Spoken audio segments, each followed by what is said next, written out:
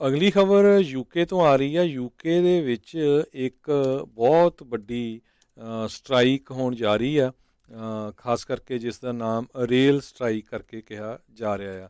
UK ਦੇ ਇਤਿਹਾਸ ਦੇ ਵਿੱਚ ਕਹਿੰਦੇ ਭਈ 30 ਸਾਲਾਂ ਬਾਅਦ ਇਹ ਏਡੀ ਵੱਡੀ ਸਟ੍ਰਾਈਕ ਹੋਣ ਜਾ ਰਹੀ ਆ। ਉਹ ਜੇ ਯੂਕੇ ਦੀ ਜੋ ਰੇਲ ਕੰਪਨੀ ਆ, ਉਹਨਾਂ ਦੇ EMPLOYEES ਬਹੁਤ ਅਪਸੈਟ ਹੈਗੇ ਆ।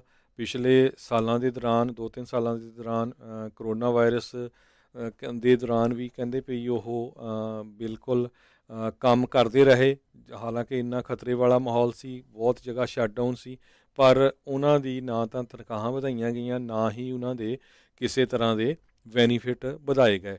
ਹਜ਼ਾਰਾਂ ਦੀ ਗਿਣਤੀ ਦੇ ਵਿੱਚ ਨੈਟਵਰਕ ਰੇਲ ਜੋ ਕੰਪਨੀ ਆ, ਉਹਨਾਂ ਦੇ 13 ਰੇਲ ਆਪਰੇਟਰਸ ਹੈਗੇ ਆ, ਉਹ ਵਾਕਆਊਟ ਕਰਨ ਜਾ ਰਹੇ ਆ ਕੱਲ੍ਹ ਨੂੰ।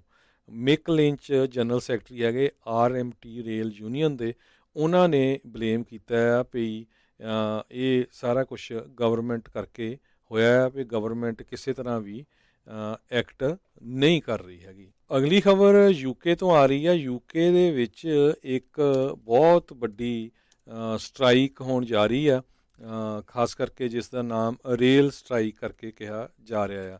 ਯੂਕੇ ਦੇ ਇਤਿਹਾਸ ਦੇ ਵਿੱਚ ਕਹਿੰਦੇ ਭਈ 30 ਸਾਲਾਂ ਬਾਅਦ ਇਹ ਏਡੀ ਵੱਡੀ ਸਟ੍ਰਾਈਕ ਹੋਣ ਜਾ ਰਹੀ ਆ। ਉਹ ਜੇ ਯੂਕੇ ਦੀ ਜੋ ਰੇਲ ਕੰਪਨੀ ਆ, ਉਹਨਾਂ ਦੇ EMPLOYEES ਬਹੁਤ ਅਪਸੈਟ ਹੈਗੇ ਆ। ਪਿਛਲੇ ਸਾਲਾਂ ਦੇ ਦੌਰਾਨ 2-3 ਸਾਲਾਂ ਦੇ ਦੌਰਾਨ ਕਰੋਨਾ ਵਾਇਰਸ ਦੇ ਦੌਰਾਨ ਵੀ ਕਹਿੰਦੇ ਪਈ ਉਹ ਬਿਲਕੁਲ ਕੰਮ ਕਰਦੇ ਰਹੇ। ਹਾਲਾਂਕਿ ਇੰਨਾ ਖਤਰੇ ਵਾਲਾ ਮਾਹੌਲ ਸੀ, ਬਹੁਤ ਜਗ੍ਹਾ ਸ਼ਟਡਾਊਨ ਸੀ, ਪਰ ਉਹਨਾਂ ਦੀ ਨਾ ਤਾਂ ਤਨਖਾਹਾਂ ਵਧਾਈਆਂ ਗਈਆਂ, ਨਾ ਹੀ ਉਹਨਾਂ ਦੇ ਕਿਸੇ ਤਰ੍ਹਾਂ ਦੇ ਬੈਨੀਫਿਟ ਵਧਾਏ ਗਏ। ਹਜ਼ਾਰਾਂ ਦੀ ਗਿਣਤੀ ਦੇ ਵਿੱਚ ਨੈਟਵਰਕ ਰੇਲ ਜੋ ਕੰਪਨੀ ਆ, ਉਹਨਾਂ ਦੇ 13 ਰੇਲ ਆਪਰੇਟਰਸ ਹੈਗੇ ਆ, ਉਹ ਵਾਕਆਊਟ ਕਰਨ ਜਾ ਰਹੇ ਆ ਕੱਲ੍ਹ ਨੂੰ। ਮਿਕ ਲਿੰਚ ਜਨਰਲ ਸੈਕਟਰੀ ਹੈਗੇ RMT ਰੇਲ ਯੂਨੀਅਨ ਦੇ, ਉਹਨਾਂ ਨੇ ਬਲੇਮ ਕੀਤਾ ਆ ਵੀ ਇਹ ਸਾਰਾ ਕੁਛ ਗਵਰਨਮੈਂਟ ਕਰਕੇ ਹੋਇਆ ਹੈ, ਵੀ ਗਵਰਨਮੈਂਟ ਕਿਸੇ ਤਰ੍ਹਾਂ ਵੀ ਐਕਟ ਨਹੀਂ ਕਰ ਰਹੀ ਹੈਗੀ। ਅਗਲੀ ਖਬਰ ਯੂਕੇ ਤੋਂ ਆ ਰਹੀ ਹੈ। ਯੂਕੇ ਦੇ ਵਿੱਚ ਇੱਕ ਬਹੁਤ ਵੱਡੀ ਸਟ੍ਰਾਈਕ ਹੋਣ ਜਾ ਰਹੀ ਆ, ਖਾਸ ਕਰਕੇ ਜਿਸ ਦਾ ਨਾਮ ਰੇਲ ਸਟ੍ਰਾਈਕ ਕਰਕੇ ਕਿਹਾ ਜਾ ਰਿਹਾ ਆ। ਯੂਕੇ ਦੇ ਇਤਿਹਾਸ ਦੇ ਵਿੱਚ ਕਹਿੰਦੇ ਭਈ 30 ਸਾਲਾਂ ਬਾਅਦ ਇਹ ਏਡੀ ਵੱਡੀ ਸਟ੍ਰਾਈਕ ਹੋਣ ਜਾ ਰਹੀ ਆ। ਉਹ ਜੇ ਯੂਕੇ ਦੀ ਜੋ ਰੇਲ ਕੰਪਨੀ ਆ, ਉਹਨਾਂ ਦੇ EMPLOYEES ਬਹੁਤ ਅਪਸੈਟ ਹੈਗੇ ਆ।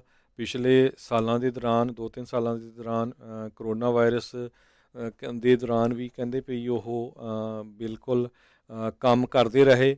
ਹਾਲਾਂਕਿ ਇੰਨਾ ਖਤਰੇ ਵਾਲਾ ਮਾਹੌਲ ਸੀ, ਬਹੁਤ ਜਗ੍ਹਾ ਸ਼ਟਡਾਊਨ ਸੀ, ਪਰ ਉਹਨਾਂ ਦੀ ਨਾ ਤਾਂ ਤਨਖਾਹਾਂ ਵਧਾਈਆਂ ਗਈਆਂ, ਨਾ ਹੀ ਉਹਨਾਂ ਦੇ ਕਿਸੇ ਤਰ੍ਹਾਂ ਦੇ ਬੈਨੀਫਿਟ ਵਧਾਏ ਗਏ।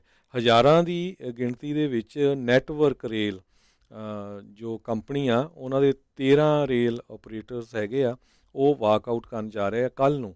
ਮਿਕ ਲਿੰਚ ਜਨਰਲ ਸੈਕਟਰੀ ਹੈਗੇ RMT ਰੇਲ ਯੂਨੀਅਨ ਦੇ, ਉਹਨਾਂ ਨੇ ਬਲੇਮ ਕੀਤਾ ਆ ਵੀ ਇਹ ਸਾਰਾ ਕੁਛ ਗਵਰਨਮੈਂਟ ਕਰਕੇ ਹੋਇਆ ਹੈ, ਵੀ ਗਵਰਨਮੈਂਟ ਕਿਸੇ ਤਰ੍ਹਾਂ ਵੀ ਐਕਟ ਨਹੀਂ ਕਰ ਰਹੀ ਹੈਗੀ।